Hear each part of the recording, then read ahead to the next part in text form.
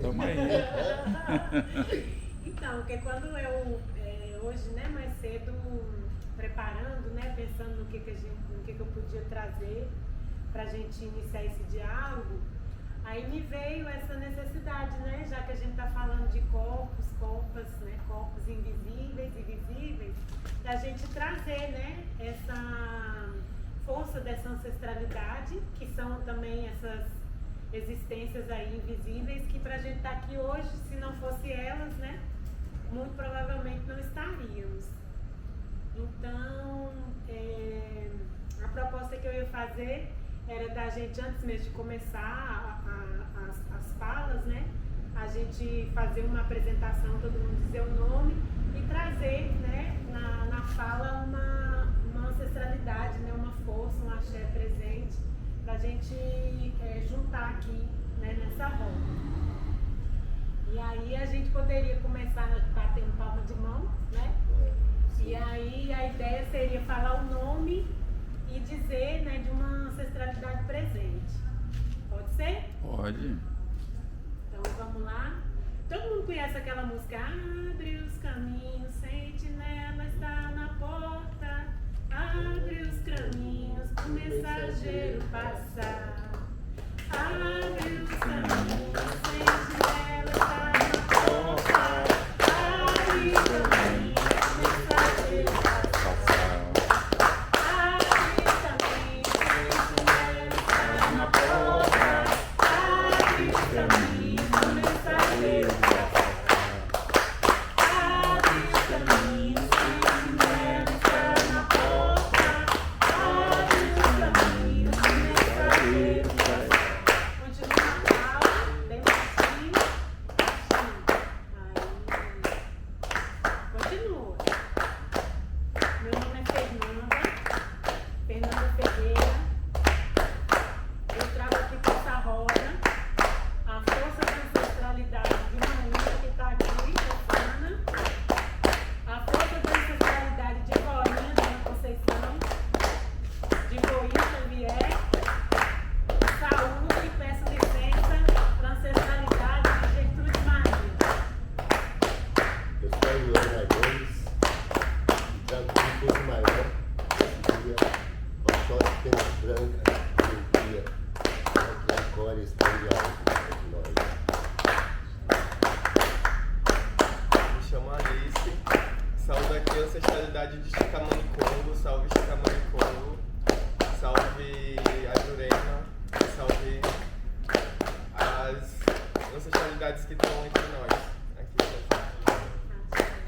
Eu, João Carolino, com licença aos meus amigos, falar um pouco brincando, por dizer isso, Espaquinho, Vadzé, Maara, Paraquitã, todos os meus parentes que trabalham em Luta e que já seguem vive em residência.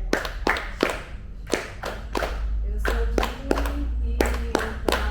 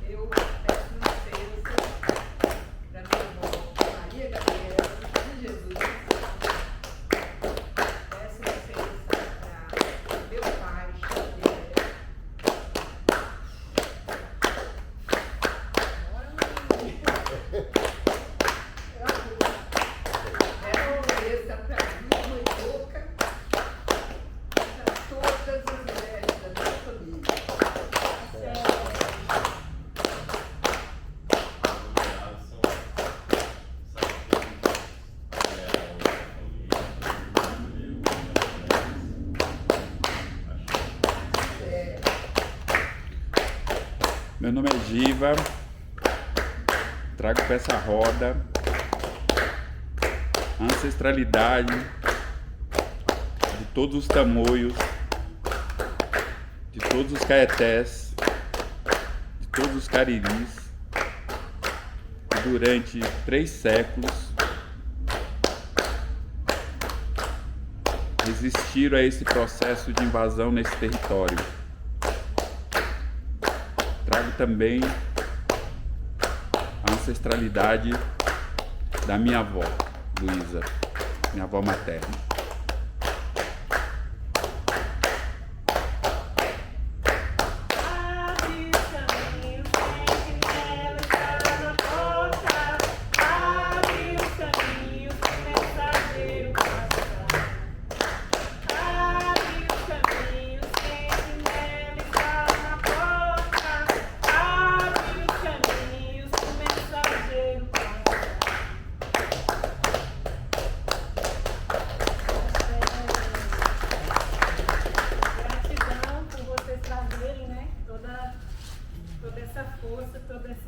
Esse axé, essa lindeza pra cá. E é sobre isso, por isso que vamos resistir sempre, né? Ai, vai começar comigo mesmo? Pode seguir, eu queria fazer um torezinho então. Olha aí. Ai! Oi, meus índios, descer a serra de dentro do Jurema. Meus índios, descer a serra de dentro do Jurema. Peguei a flecha com a mão coberta de caroá. Peguei a flecha com a mão coberta de caroá. Quando eu chegar no terreiro, eu tô pronto pra trabalhar. Quando eu chegar no terreiro, eu tô pronto pra trabalhar. Quando eu chegar no terreiro, eu tô pronto pra trabalhar.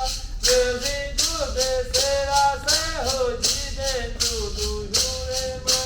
Meus índios desceram a serra de dentro do Jurema. Peguei a flecha com a mão coberta de caroá. Peguei a flecha com a mão coberta de caroá. Vamos avisar que a gente chegou. Alguma mensageiro veio e a gente depois veio e avisa que ele chegou. Tem que saudar. Tava as forças todas Salve, juntas. as forças. Estava aqui nessa terra maravilhosa. E fazendo o que estão fazendo aqui, né? Boa noite. Então, mas quem vai começar mesmo? Vai você já trouxe tanta mensagem bonita. Nossa, então vamos lá. Boa noite, né? Para quem chegou, acho que podia abrir aí, para a gente só dizer o nome, trazer uma ancestralidade. Meu nome, Xissó, ancestralidade, eu ainda estou pesquisando, tá? Mas assim, o que eu posso falar é, sou norte-mineiro, vim do norte de Minas, tá? Segundo consta lendas da minha própria família, nós temos alguma ancestralidade indígena, muito provavelmente Chacriabá, porque é esse o povo que é lá do norte de Minas, mas fora isso, eu não sei falar mais nada, porque não tem confirmação nenhuma, tá? Temos ancestrais Chacriabá, mas não ficou nada na minha família, nada. Nem palavra, nem culinária, nem nada. E também por causa da localidade geográfica, meu pai nasceu em região quilombola, lá de Serra Norte, norte de Minas. Então, eu também, eu creio que eu tenho, mas ainda nada confirmado. Chama esse povo que chega. Boa noite, eu sou Antônia, agora eu faço igual desse. De ancestralidade eu ainda estou descobrindo também. Mas eu sou natural de Ilhambra, mas não cresci lá, eu só nasci e migrei para João Pessoa e estou por aqui até hoje.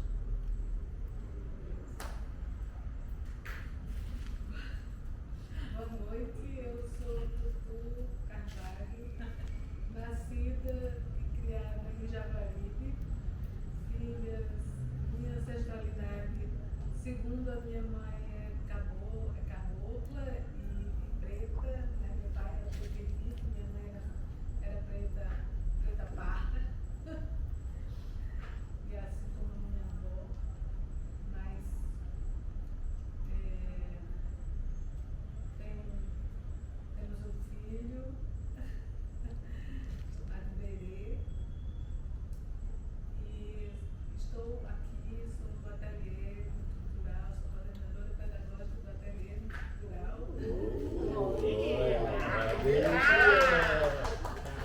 Rá. É pouca coisa. Estou aqui para ouvir essa roda, para ver o que é que a gente tem para ouvir, dizer e falar. Quer falar? Você falou chama que vem, aí me deu vontade de trazer mais duas mulheres, aí eu queria saudar minhas tataravós, uma que foi sequestrada da aldeia e eu também não descobri ainda qual povo, e outra que era descendente de pessoas escravizadas. E aí eu também estou tentando descobrir. Isso aí, chama que vem. Com certeza, Essa elas estão todas aqui, né? Estamos aqui já. Então, gente, eu preparei uma fala, né?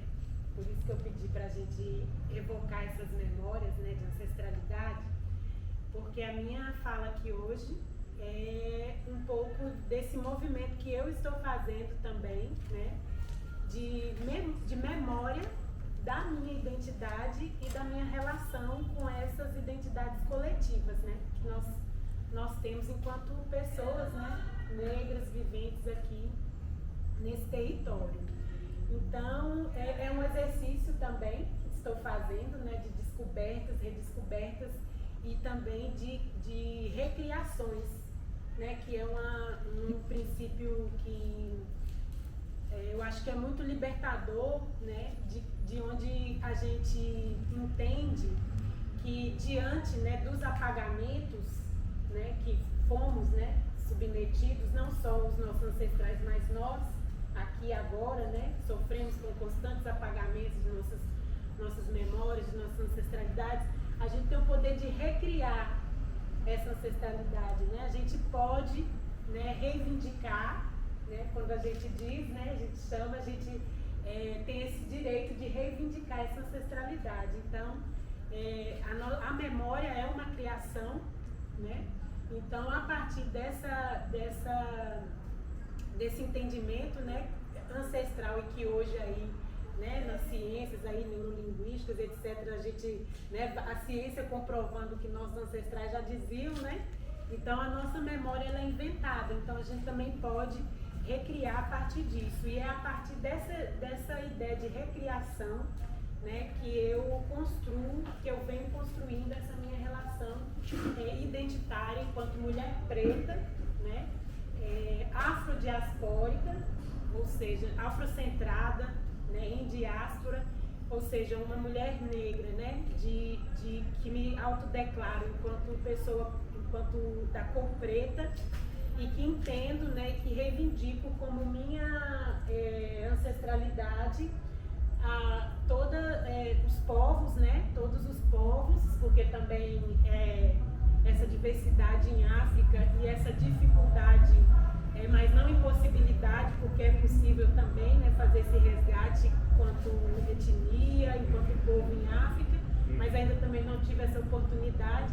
Então eu reivindico essa memória desses povos, né, que foram sequestrados de África, trazidos para o Brasil para servir, né, como escravizados, e também reconheço, né, de que essas pessoas elas só puderam sobreviver porque estiveram de mãos dadas, porque se aquilombaram, né, nas aldeias, né, com os caboclos, com os indígenas, com os povos que já habitavam aqui.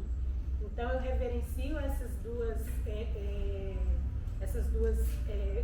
povos, essas duas culturas, porque eu sei que sem elas, né, eu não estaria, embora soubesse que sei também que tenho, né, outras matrizes, né, dos povos europeus na minha existência.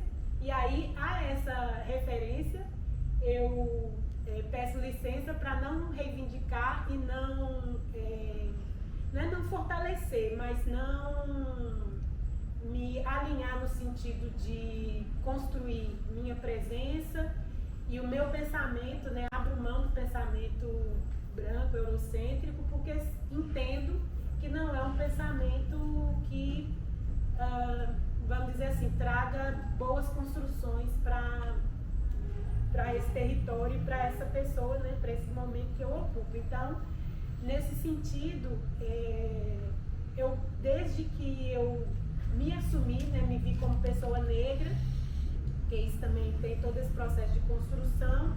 Eu procuro me referenciar, né, nessa posição de mulher em diáspora e aprender, né, com essas matrizes culturais, seja no campo da religiosidade, da espiritualidade, como as comunidades, né, religiosas de Umbanda, Candomblé, na Jurema, embora não seja iniciada em nenhuma delas.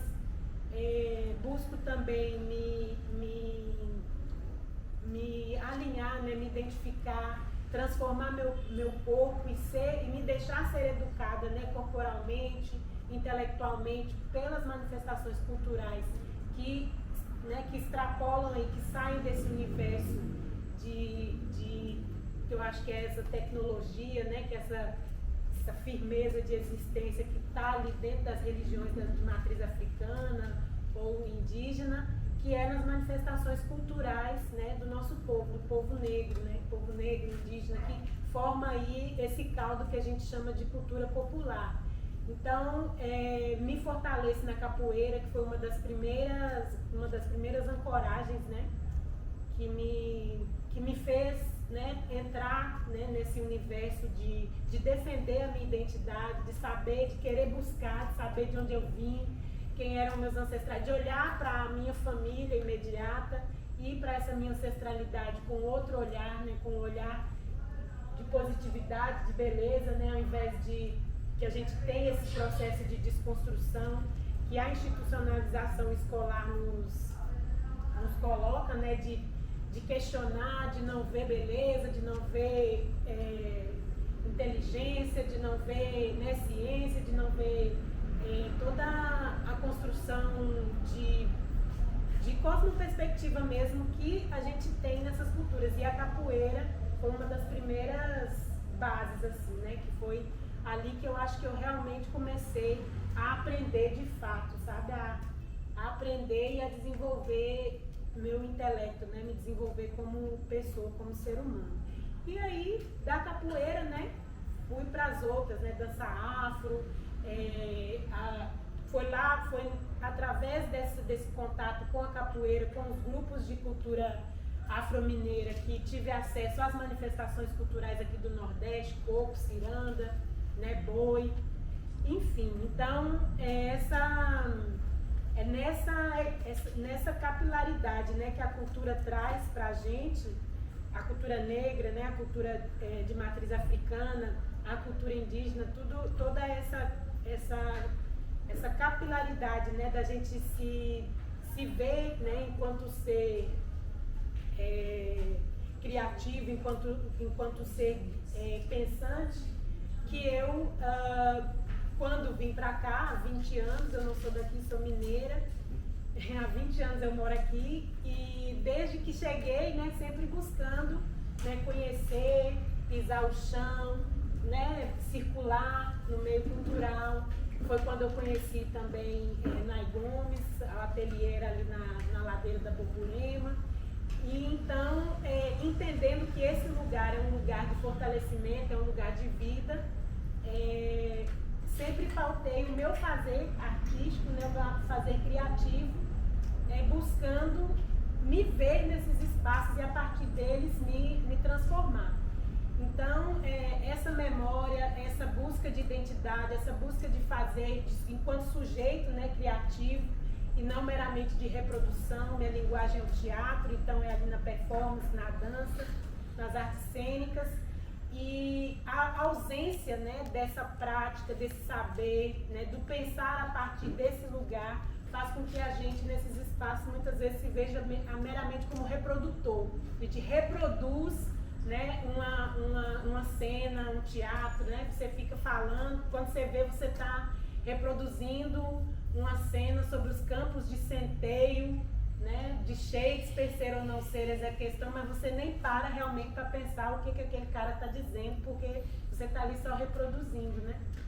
Então, é a partir dessas provocações e desses lugares, dessas memórias, que eu fui buscando construir, né, minha arte. Encontrei na contação de história uma forma de trazer, né, de firmar essa reivindicação porque ali está a oralidade, e uma vez que eu comecei a ir atrás da oralidade, né, do meu povo, desses povos, né, que ocupavam esses territórios, esse fortalecimento foi ficando cada vez mais latente. Então, idealizei, junto com outros companheiros aí da Arte e Educação, um coletivo chamado Gira Contos Contadores de Histórias, e a partir dali a gente começou a ver a importância e a necessidade, né? Lógico que também ali, sempre junto com o movimento negro, né? No aprendizado com intelectuais, né? Negros e negras daqui de João Pessoa, né? Também, que eu acho que é importante frisar isso. Não gosto de reforçar essa ideia de que a universidade não é um espaço para a população negra estar, acho isso até muito perigoso. Então, estando com o pé no chão, junto com o povo, eu também penso e também ocupo a universidade, né? Para transformar, né? Para tirar, né? Para ir contra o epistemicídio e contra todas essas formas de apagamento da nossa intelectualidade. E sempre trabalho, desde 2009, que venho, né, nessa busca, pesquisando cultura negra, né, cultura afro-brasileira e formas de trabalhar a 10.639 a 11.645 nesses ambientes, seja formal ou informal, de educação e de cultura. E sempre na precariedade, né? Nunca, mesmo acessando editais, o primeiro edital que eu consegui foi lá em 2012, que foi o Augusto dos Anjos, depois 2014 o FMC, mas sempre acessando o recurso com precariedade, porque quando a gente vai levar arte e cultura para o nosso povo está com necessidades básicas, né? E isso ainda é hoje, né? Então, quando você vai fazer uma atividade artística, cultural, numa comunidade, num quilombo, numa aldeia, numa periferia, você vai encontrar pessoas com necessidades básicas de segurança alimentar, necessidades básicas também de identitário. Então, quando a gente fala de cultura negra, quando a gente fala de cultura para esses territórios, a gente vê o quanto é amplo, né? As potências e as carências, elas são muitas. E isso, e todo esse processo, né? Ele teve um momento de agravamento, que foi ali na pandemia, que foi quando surgiu o Fórum de Pretos e Pretas, que era esse grito, né, enquanto artista, mulher negra, das artes, da educação, que se viu, né, diante ali de um governo genocida e de uma total assistência, né, de política cultural, né? Não havia... O contexto da pandemia meio que deixou muitas pessoas sem perspectiva de futuro, e quando a gente olhava para trás, a gente via que também para trás o processo de genocídio era o mesmo. Então, com o anúncio, né, do auxílio aí, lá dos milhões de Brasília para a cultura, e junto, né, com o movimento negro e os artistas em âmbito nacional, artistas negros reivindicando as cotas, né, na Lei Aldir Blanc, fundamos o Fórum de Pretos e Pretas para justamente jogar, né, na cena cultural paraibana, pessoense, essa realidade que eu também já via aqui. Via muita cultura, já conhecia NAI, via Escurinho, via os grupos periféricos tanto de capoeira como de afoxé, né, os grupos de dança afro, os grupos de percussão, todos sempre essa cultura sendo feita de forma precarizada. E quando fui para uma reunião com o movimento cultural, ninguém lá estava, né? Sempre pessoas ali que se dizendo, né? Se dizendo não, são, né? Eram fazedores de cultura, mas essa realidade desse apartheid, né? Do acesso, da construção de políticas, estava ali escancarado na minha frente. Então a gente fez um Fórum de Pretas e Pretas para dizer não. Se a gente vai pensar política cultural, se a gente vai pensar um auxílio emergencial, essas pessoas que estão, né, à margem ali nas periferias e que naquela época comprovadamente era quem mais estava morrendo, é necessário que elas estejam aqui nesse diálogo, nessa construção. E aí conseguimos, né, o prêmio João Balula, que foi um edital, eu gosto sempre de falar, eu vou falar aqui o valor, quando a gente se juntou para dizer dessa questão de que, na verdade, que é uma pauta desde dos primeiros diálogos que vêm sendo feitos, todas as pessoas que ocupam espaços de gestão, seja em campo técnico ou gestão pública mesmo, né, que tiveram aqui, reivindicaram e pautaram a nossa necessidade de organização. E eu sempre falando, não, organizados nós estamos, organização nós fazemos, o que existe é um boicote. E aí a prova disso é que quando, né, queimaram Palmares, e nós fizemos Palmares de novo, ali em 2020, nós conseguimos um edital prêmio para a população negra paraibana, de João Pessoa, no valor de R$ 999.100, né? Sendo que a reivindicação era de R$ 1 milhão. Não conseguimos R$ 1 milhão, mas conseguimos R$ 999.100. Desses R$ 999.100, a Funjop conseguiu executar R$ 297.800, né, o que foi executado. Do valor total, né, nós só conseguimos distribuir o dinheiro, esse valor, para 29,81% de quem nós conseguimos, vamos dizer assim, aglutinar, né, enquanto cena negra naquele período de pandemia. E isso aconteceu, mais uma vez, reforçando esse movimento de que nós sempre nos organizamos, a população negra sempre se organiza, é um princípio, né, que eu gosto de trazer aqui esse trecho, né, do poema que é de autoria de um poeta negro ali do MNU, do Oliveira Silveira, que ele fala, né, se Palmares não há mais, faremos Palmares de novo. E Nego Bispo, né, mais um tempo depois vai dizer, se queimaram Palmares, quando queimaram Palmares nasceu Canudos, de Canudos nasceu outro quilombo, e assim é. Então a gente tem essa capacidade de nos organizarmos, nos aquilombarmos. Agora, o que acontece é esse boicote, né, da branquitude, né, o pacto que Cida Bento fala do pacto, né, da branquitude, que sempre, né, nos coloca ali nessa condição de precarização e de boicote dessa forma nossa de organização. Esse edital prêmio foi construído de forma coletiva, dialogada, né, num contexto de pandemia, onde a única forma de reunião era ainda por meio das reuniões online.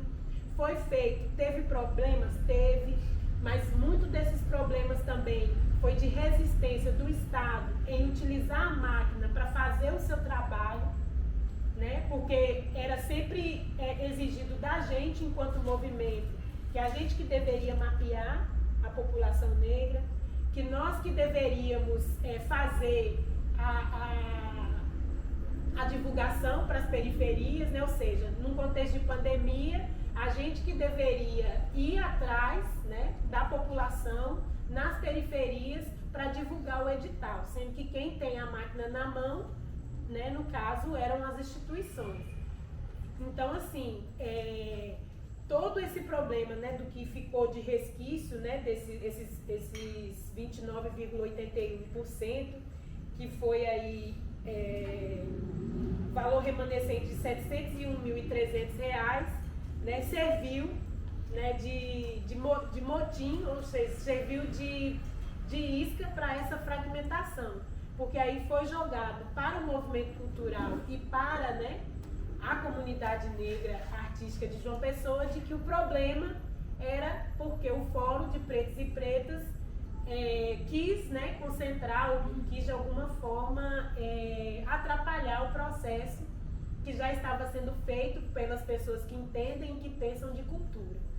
Então, é complicado, né, você fazer esse contraponto, você fazer essa desconstrução, né, dessa fala, porque a gente não tem, né, a máquina não tem como, muitas vezes, combater, né, esse tipo de fake news, de falácia, porque no momento da construção, a gente quis, enquanto Fórum de Pretos, reivindicar uma coisa básica, né, que ali no momento era entender que linguagens, né, pensar em fomentar a cultura negra a partir das linguagens, enquanto linguagens hegemônicas, né, música, dança, teatro, né, não chegaria, que a gente precisaria de saber como as pessoas negras estão fazendo cultura nos seus territórios, para aí fazer um edital e contemplar essas pessoas. Isso foi tido como um absurdo, né? Era uma fala dessas de que você não sabe fazer cultura, você não sabe fazer política cultural, assim não pode, assim não existe. E é através desses nãos, né, que a gente vem recebendo de 2020 até agora, que a gente se depara, né, com esse processo de apagamento, né, de invisibilidade, né, que é o que eu acho que é o mote dessa reunião aqui hoje, e é um mote muito feliz, porque traz pra gente pensar o que Quilomba fala, né, de quem é que pode falar realmente, né, quem é que tem o poder, né, quem é que pode falar na nossa sociedade e ser ouvido, né? Essa é a realidade. Nós, né, principalmente mulheres negras, quando falamos não somos ouvidas. A gente até pode falar, mas aquilo que a gente falar não vai ser ouvido, aquilo que a gente falar será tido como uma afronta, e o que a gente usa dentro da pedagogia, né? Quando fala da pedagogia não crítica, a pedagogia do medo, ela se instala na sociedade, porque aí você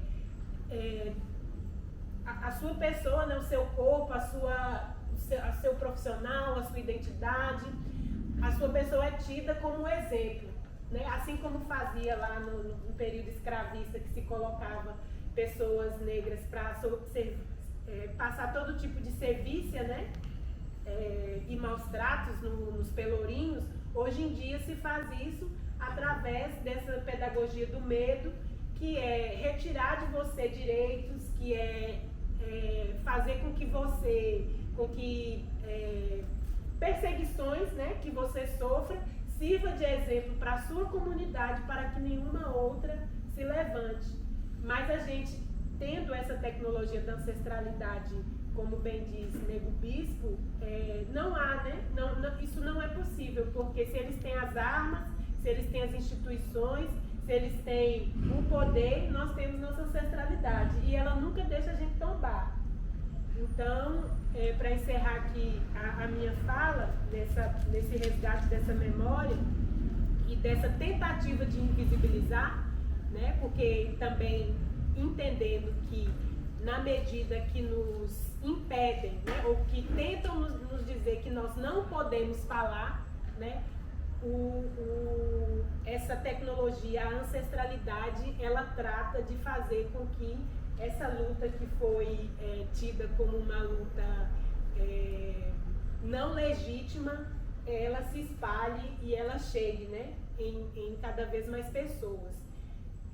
Toda essa forma de correção, né, por meio da violência, ela nunca pode ser tida como uma forma que tem sucesso, né? Eu acho também que é importante dizer isso, porque essas reinvenções, essas formas de capilaridade, né, de resistência, elas são materiais, elas são reais. Porque se a gente entender, né, que essa invisibilidade, ela se dá de fato, né, a gente está negando a nossa própria existência aqui.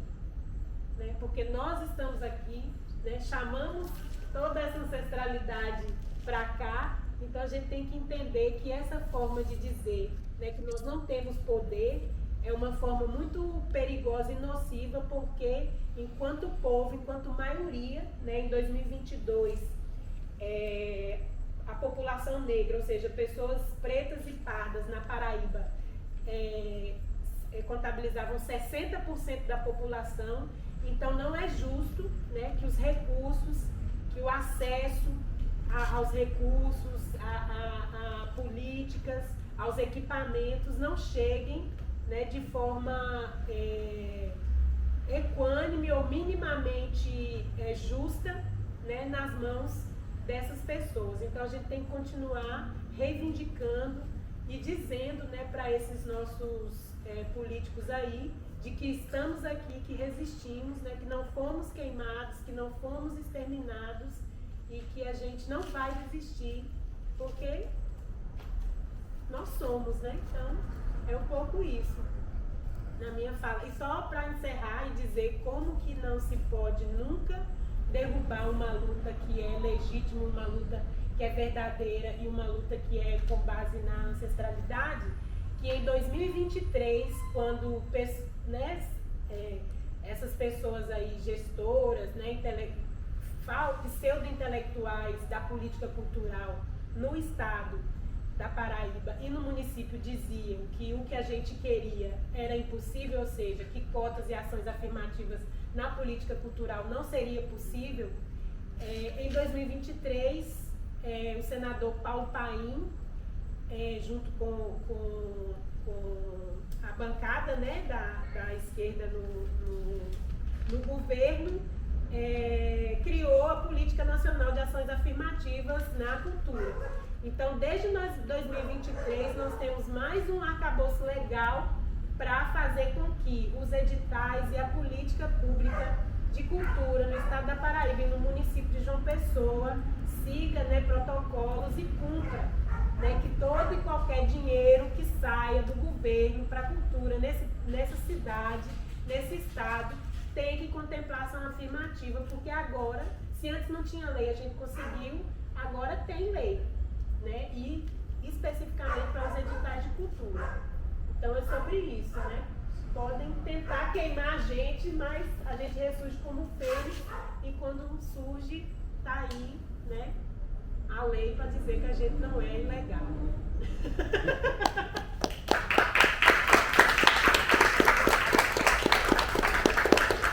Bom, já que você estava